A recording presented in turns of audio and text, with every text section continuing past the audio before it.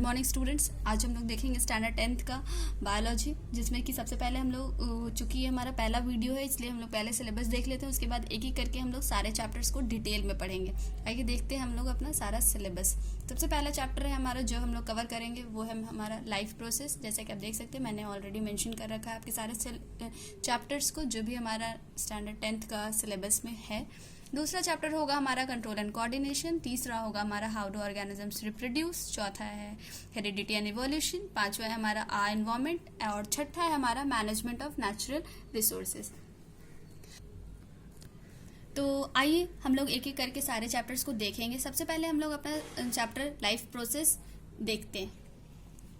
तो इस चैप्टर में हम लोग देखेंगे बेसिकली कौन कौन से टॉपिक्स मोस्टली कवर किए गए हैं। तो ये चैप्टर हमारा डील करता है पूरा का पूरा लाइफ प्रोसेस। जैसा कि नाम से ही क्लियर है, लाइफ प्रोसेस मतलब होता क्या है। तो सबसे पहले लाइफ प्रोसेस पढ़ने से पहले ये जानना ज़रूरी है कि एक्चुअली लाइफ क्या होता है। कैसे हम लोग आइडेंटिफाई करेंगे कि कोई भी ऑर्गेनिजम्स लिविंग है या नॉन लिविंग है। तो बेसिकली आपने स्टार्टिंग से पढ़ते आया होगा, सुना होगा कि मैम कोई भी अगर ऑर्गेनिज्म मूवमेंट शो कर रहा है, ग्रोथ शो कर रहा है, या फिर अगर उसको भोजन की आवश्यकता है, वो एक्सक्रीशन का प्रोसेस कर रहा है, रेस्पिरेशन कर रहा है, रिप्रोडक्शन कर रहा है, तो ये सारा चीज़ हमारा लिविंग ऑर्गेनिजम्स कहलाएगा।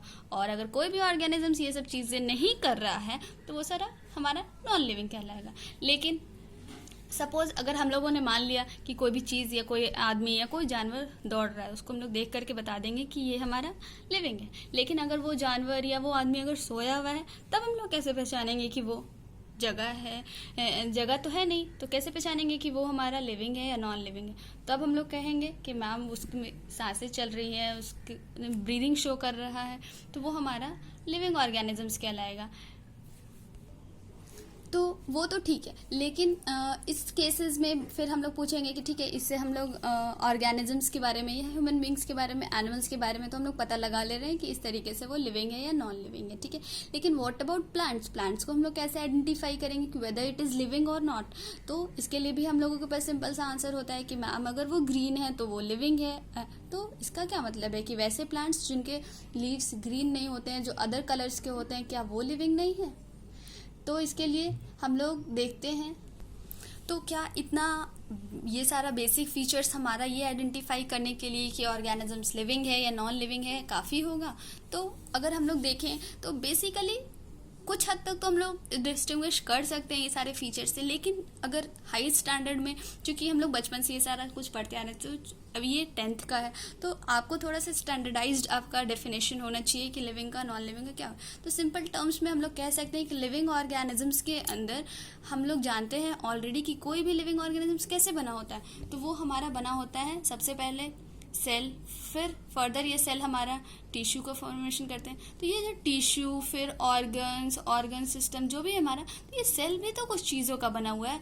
तो इसमें भी क्या होते हैं, तो बेसिकली अगर देखा जाए तो इसमें भी हमारे बहुत सारे मॉलिक्यूल से बना हुआ। तो अगर हम लोग प्रॉपर लिविंग ऑर्गेनिजम्स का स्टैंडर्ड 10th के लिए डेफिनेशन देखें तो हम लोग कह सकते हैं कि अगर कोई भी ऑर्गेनिजम्स में मॉलिक्यूलर मूवमेंट हो रहा है, अगर वो कोई भी पर्टिकुलर ऑर्गेनिजम्स मॉलिक्यूल्स का मूवमेंट कर रहा है, मॉलिक्यूलर मूवमेंट वो शो कर रहा है, तो वो हमारा क्या कहलाएगा?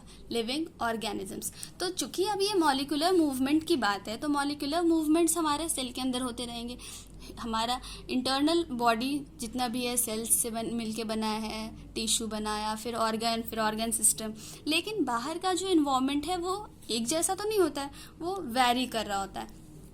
कभी बहुत ज़्यादा ठंड होती है, कभी बहुत ज़्यादा गर्मी होती है, बहुत बारिश होती है। तो ये सारा जो भी हमारा इन्वायरमेंट के चेंजेस होने के वजह से हमारे बॉडी के ऊपर, हमारे बॉडी के जो सेल्स हैं, बेसिकली जो सेल्स हमारे मॉलिक्यूल से मिल के बने हैं, तो क्या होते हैं, तो ये भी टाइम टू टाइम ब्रेक कर रहे होते हैं। कोई भी अगर आप लोगों ने देखी होगी, कोई एक गाड़ी खरीदते हैं आप लोग, तो क्या करवानी होती है, उसकी सर्विसिंग कराते हैं, उसमें पेट्रोल डालते हैं, उसमें डीजल डालते हैं, ताकि वो हमारा प्रॉपरली रन कर सके। ठीक उसी प्रकार से क्यों हम लोग ऐसा करते हैं? क्योंकि उसके कोई पार्ट्स हमारे वियर आउट हो जाते हैं, ज़्यादा चलाने से गाड़ी की स्थिति ख़राब हो जाती है, कुछ पार्ट्स को हम लोगों को एक्सचेंज कराना पड़ता है। तो हमारी बॉडी भी कुछ इसी तरह के है। इसके लिए तो हम लोगों को क्या करना होगा? तो चूँकि हमारे सेल्स जिससे हमारी बॉडी बनी है वो ब्रेक होते रहते हैं। तो उनका अगर ये सिस्टम, ये चेन अगर हमारा ब्रेक करता है तो कोई भी लिविंग ऑर्गेनिजम्स सरवाइव नहीं कर पाएगा। इसके सर्वाइवल के लिए क्या ज़रूरी है? इसके सर्वाइवल के लिए ज़रूरी है उसका इन सारे प्रोसेस के बॉडी के जितने भी सेल्स में अगर वो ब्रेक हो रहे हैं तो उनका प्रॉपर रिपेयर, उनका वो अगर वेयर आउट हो रहे हैं तो वो रिपेयर्ड होते रहना चाहिए। फंक्शन प्रॉपर अगर करना है, स्मूथ करना है तो उनका मूवमेंट कंटिन्यूअसली होते ही रहना चाहिए। तो अब ये कैसे होगा? तो इसके लिए बहुत सारे हमारे बॉडी के अंदर फंक्शंस चल रहे होते हैं। अब ये फंक्शंस कौन कौन से हैं? तो यही इन सारे फंक्शंस को ही हम लोग इस चैप्टर में डिटेल से पढ़ने वाले हैं। लेकिन जो भी चीज़ें हम लोग पढ़ेंगे वो प्लांट्स और एनिमल्स दोनों में पढ़ेंगे। क्यों? दोनों में अलग होती हैं क्योंकि दोनों का ऑर्गेनाइजेशन अलग है। एक हमारा स्टैग्नेंट होता है, एक हम लोग मूव करते हैं, दोनों की बॉडी रिक्वायरमेंट्स अलग हैं, इसलिए इनका ये जो प्रोसेसेस हैं ये भी सब वैरी करेगा। तो आइए अब मैं कुछ इंपॉर्टेंट पॉइंट्स आप लोगों को लिखवा देती हूँ। सबसे पहले हम लोग डिस्कस कर लेते हैं कि लिविंग ऑर्गेनिजम्स के, लिविंग बीइंग्स के नॉन लिविंग के कंपैरिजन में कौन कौन सी प्रॉपर्टीज शो करती हैं। तो यहाँ पे मैंने कुछ पॉइंट्स लिख लिए हैं, आप भी इसे लिख सकते हैं। ये क्या है? तो ये properties of living beings compare to non living. Non living के कंपैरिजन में कौन कौन सी प्रॉपर्टीज लिविंग बीइंग्स में प्रेजेंट होती है। पहला हमारा मूवमेंट, दूसरा ग्रोथ, तीसरा उनको फूड की आवश्यकता होती है, फोर्थ है हमारा एक्सक्रीशन, एक्सक्रीट करते हैं वो, उसके बाद है रेस्पिरेशन, उसके बाद है हमारा रिप्रोडक्शन। तो अब एक एक करके हम लोग सब कुछ पढ़ेंगे। इस चैप्टर में हम लोग को क्या क्या पढ़ना है तो वो जानने से पहले हम अपना हेडिंग को समझेंगे, जो हमारा इस चैप्टर का हेडिंग हमें बताना चाहता है। तो इस चैप्टर का हमारा नाम क्या है? Life process. तो लाइफ प्रोसेस होता क्या है उसके बारे में हम लोग पढ़ेंगे। तो चलिए मैं आपको कुछ पॉइंट्स लिखवाते भी जाती हूँ साथ साथ। तो हम लोग यहाँ पे लिख लेंगे पहले अपना चैप्टर का नाम, दैट इज लाइफ प्रोसेसेस। अब ये लाइफ प्रोसेसेस का बेसिक डेफिनेशन क्या होता है? तो वो सारे प्रोसेस जो कि हमारे लिविंग ऑर्गेनिजम्स के अंदर चलते रहते हैं, किस लिए? ताकि वो उनका सर्वाइवल हो सके, वो लाइफ को सस्टेन कर सके। तो ये पॉइंट हम लोग लिख लेंगे पहले।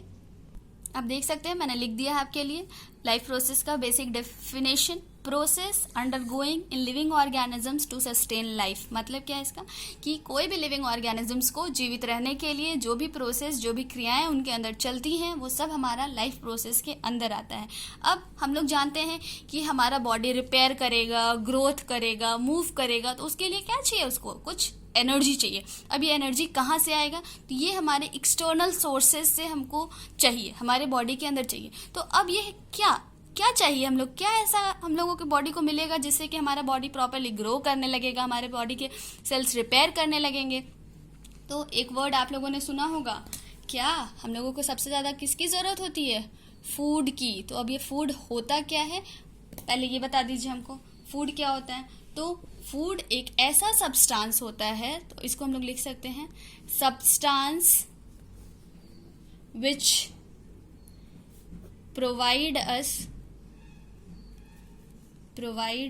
अब ये क्या क्या प्रोवाइड करता है हम लोगों को? तो सबसे पहले ये हम लोगों को एनर्जी प्रोवाइड करता है, इसके वजह से हमारा ग्रोथ एंड डेवलपमेंट होता है, इसके वजह से हमारा प्रॉपर मेटाबॉलिक एक्टिविटीज होता है, और ये हमारे लाइफ की वाइटलिटी के लिए बहुत ज़्यादा इम्पॉर्टेंट है। सारे पॉइंट्स मैं लिख देती हूँ, कर सकते हैं, मैंने लिख दिया है यहाँ पे। पहला है हमारा फूड होता क्या है? तो ये ऐसे सब्सटेंसेस होते हैं जो कि हम लोगों को क्या प्रोवाइड करते हैं? एनर्जी प्रोवाइड करते हैं। ये हमारे ग्रोथ और डेवलपमेंट के लिए नेसेसरी हैं। इनके वजह से हमारे प्रॉपर मेटाबॉलिज्म, मेटाबॉलिक एक्टिविटीज़ हो पाती है। मेटाबॉलिज्म क्या होता है मैं वो भी आगे बताऊंगी आप लोगों को डिटेल में। और last but not the list, ये हमारे वाइटलिटी के लिए यानी हमारे लाइफ को जीने के लिए बहुत ही ज़्यादा ज़रूरी है। अब नेक्स्ट क्वेश्चन हमारा आता है कि इस फूड में ऐसा क्या होता है जो हमारे बॉडी को एनर्जी दे देता है, हमारे बॉडी का ग्रोथ करा देता है, हमारे बॉडी को प्रॉपर डेवलप कराता है, हमारे लिए इतना ज़्यादा ज़रूरी है। तो इस फूड में हमारा क्या प्रेजेंट होता है? न्यूट्रिएंट्स। क्या वो प्रेजेंट होता है? न्यूट्रिएंट्स। यहाँ पे मैं लिख देती हूँ, यहाँ पे आप देख सकते हो मैंने आपके लिए लिख दिया है। न्यूट्रिएंट्स होते क्या हैं? तो ये हमारे कंपोनेंट्स ऑफ फूड होते हैं। मतलब अभी हम लोगों ने देखा है कि हमारे बॉडी के अलग अलग फंक्शंस के लिए, मूवमेंट के लिए, ग्रोथ के लिए क्या चाहिए? उसको फूड चाहिए। तो ऐसा फूड में क्या होता है जो हम लोगों को इतना ज़रूरी है फूड लेना, तो फूड हमारा क्या होता है, फूड में हमारे न्यूट्रिएंट्स प्रेजेंट होते हैं। तो अब ये न्यूट्रिएंट्स क्या होते हैं, तो न्यूट्रिएंट्स फर्दर हम लोग न्यूट्रिएंट्स को 2 भागों में बांटे हैं। ये बेसिकली अगर देखा जाए तो ऐसे रिक्वायर्ड सब्सटेंसेस होते हैं जिनका जो हमारे बॉडी के सारे फंक्शंस के लिए ज़रूरी होते हैं, पोषक तत्व हम लोग इसको हिंदी में कहते हैं। तो अब ये न्यूट्रिएंट्स को हम लोग 2 भागों में बांटे हैं। पहला है हमारा मैक्रोन्यूट्रिएंट्स।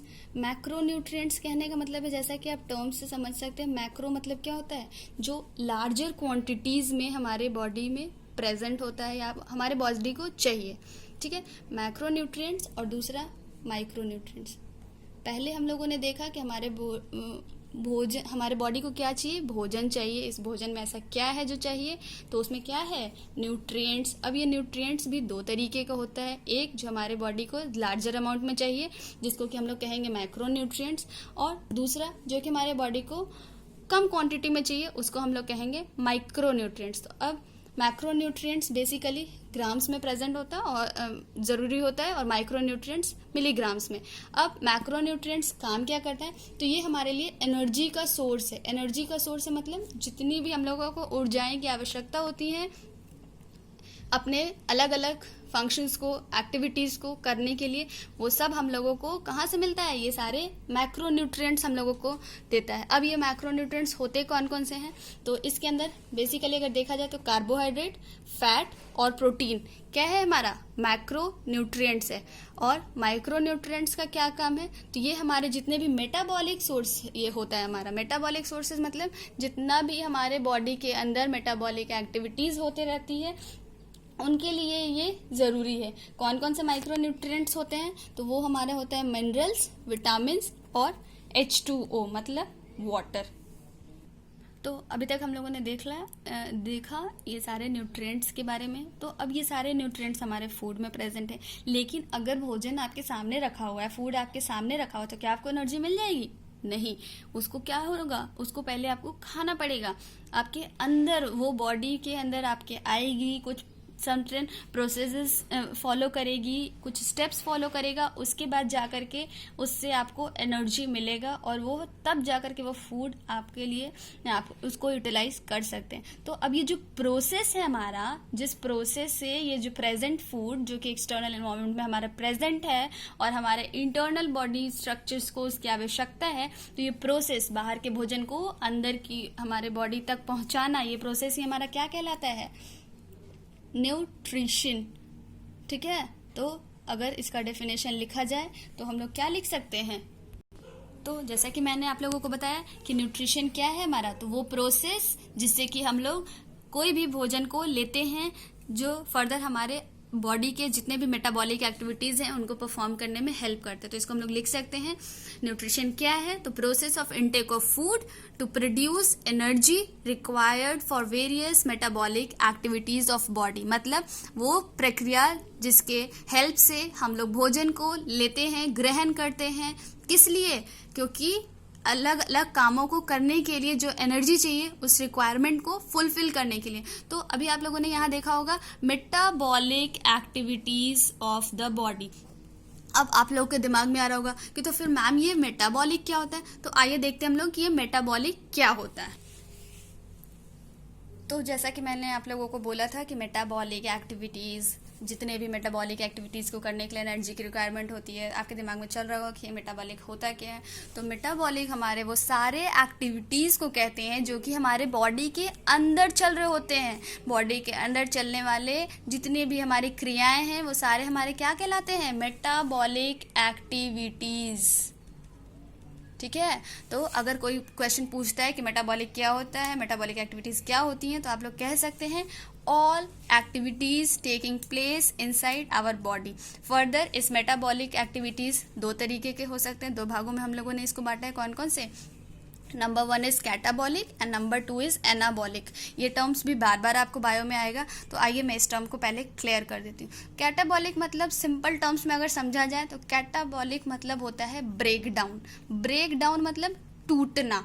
टूटना मतलब इस केस में क्या होगा, एनर्जी रिलीज्ड होगी, मतलब एनर्जी बॉडी से बाहर आएगी। और इस फेनोमेना को हम लोग क्या करते हैं, जिसमें एनर्जी का रिलीज होता है, इसी को हम लोग कहते हैं एक्सोथर्मिक। इसमें भी बहुत लोगों को बहुत कन्फ्यूजन रहती है, लेकिन सिंपल टर्म्स में अगर आप समझना चाहते हैं तो आप लोग कह सकते हैं वो प्रोसेसेस जिसमें एनर्जी रिलीज होता है उसको हम लोग एक्सोथर्मिक कहते हैं।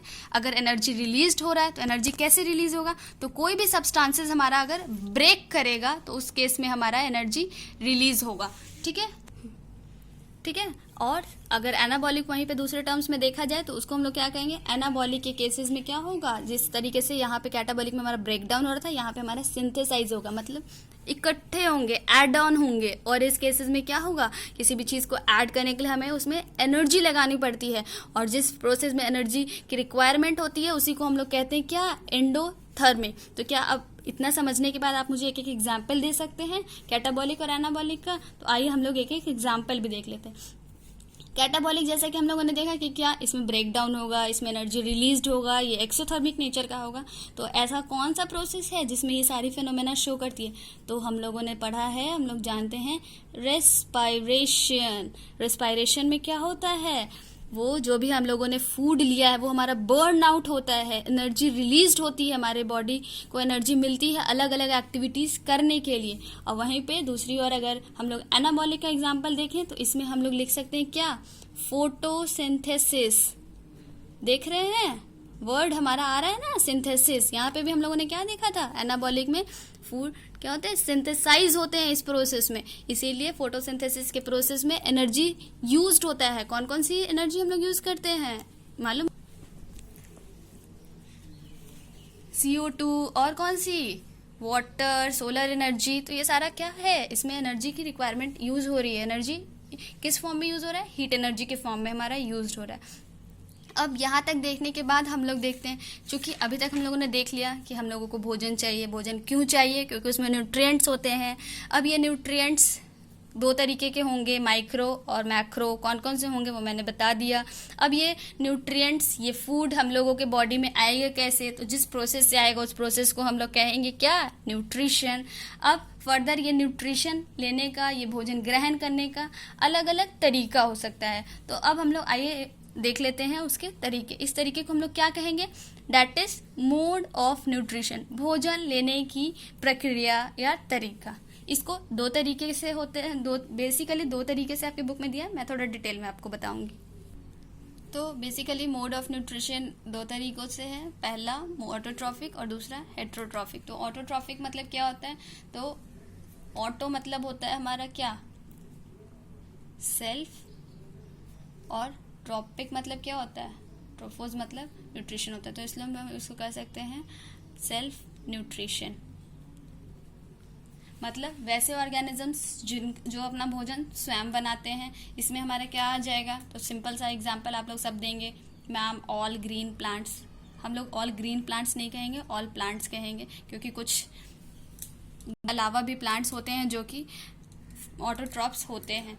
अब ये तो हमारा बहुत ही बच्चा वाला एग्जाम्पल है और डेफिनेशन है। कुछ ऐसे एग्जाम्पल स्टैंडर्ड 10th के लायक, तो वो सब आप लोग लिख सकते हैं, नोट डाउन कर लीजिए हमारा कौन कौन सा है। सबसे पहला है हमारा एज़ोटोबैक्टर, दूसरा नाइट्रोसोमोनास, तीसरा स्यूडोसोनामस और फोर्थ नाइट्रोकोकस। मैं लिख देती हूँ आप लोगों के लिए, आप देख सकते हैं, मैंने यहाँ पे लिख दिया है, आप लोग लिख सकते हैं। एज़ोटोबैक्टर पहला, दूसरा Nitrosomonas, third is Pseudomonas and fourth is Nitrococcus. आइए देखते हैं हेट्रोट्रॉपिक। हेट्रोट्रॉपिक मतलब क्या होता है, हेट्रो मतलब होता है अदर, न्यूट्रिशन वैसे ऑर्गेनिजम्स जो कि दूसरे लिविंग ऑर्गेनिजम्स पे डिपेंडेंट है अपने फूड के लिए, डायरेक्टली या इनडायरेक्टली। ठीक है, तो इसमें फर्दर बहुत सारे बाइफर्केशन किए गए हैं। अभी हम लोग बेसिक इसका एग्जाम्पल्स देख लेते हैं कि कौन कौन से एग्जाम्पल्स इसका है। वैसे तो आप लोग बोलेंगे कि सारे एनिमल्स हो गए हैं, सारे हमारे ह्यूमन बींग्स हो गए, लेकिन कुछ और भी एग्जाम्पल्स हैं, यहाँ पे मैं आपके लिए लिख देती हूँ। हेट्रोट्रॉपिक में भी मैंने एग्जाम्पल लिख दिया, आप देख सकते हैं, राइजोबियम, नॉस्टेक, एनाबेना। ठीक है, और बाकी सारे आपको एनिमल्स के बारे में मालूम ही है। अब ये तो बेसिक ब्रॉड केसेस पे दो तरीके से मोड ऑफ न्यूट्रिशन है, लेकिन हेट्रोट्रॉप्स जो होते हैं वो अलग अलग डिफरेंट मोड्स शो करते हैं टू ऑब्टेन फूड। अब ये अलग अलग फॉर्म कौन कौन से हो सकते हैं, तो ये हमारा हो सकता है आइदर दे मे बी सैप्रोजोइक। सैप्रोजोइक मतलब वैसे जो सैप्रोफाइट्स होते हैं, अब सैप्रोफाइट्स कौन होते हैं, तो जो क्या करते हैं, डेड और डिकेइंग ऑर्गेनिक मैटर पर डिपेंड होते हैं अपने फूड के लिए, या फिर अपने फूड जो भी वो ऑब्टेन करते हैं प्लांट्स या एनिमल्स, वो कैसे होते हैं, डेड या डिकेइंग, जिसको कि हम लोग फॉर एग्जांपल फंजाई, मशरूम, कुछ बैक्टीरिया, ठीक है। Next is holozoic. होलोजोइक मतलब क्या होता है, तो होलोजोइक थोड़ा डिटेल में बताएंगे, नेक्स्ट देख लेते हैं तब तक। सिम्बायोटिक। सिम्बायोटिक मतलब सिम्बायोटिक ऑर्गेनिजम्स कौन होंगे, तो वो जो कि म्यूचुअल रिलेशनशिप शो करेंगे, मतलब जिनसे कि दोनों मतलब जिस पे वो डिपेंडेंट है उनको भी बेनिफिट हो और जो डिपेंडेंट है उनको भी बेनिफिट हो। बेसिकली अगर देखा जाए सिम्बायोसिस, तो इसका बेस्ट एग्जांपल है हमारा लाइकेन, और इसमें हमारा जो डिपेंडेंट रहेगा उसको हम लोग, जिस पे डिपेंडेंट रहेगा उसको हम लोग क्या कहते हैं, होस्ट, और ये कैसा होना चाहिए, हमेशा लिविंग इन नेचर होगा।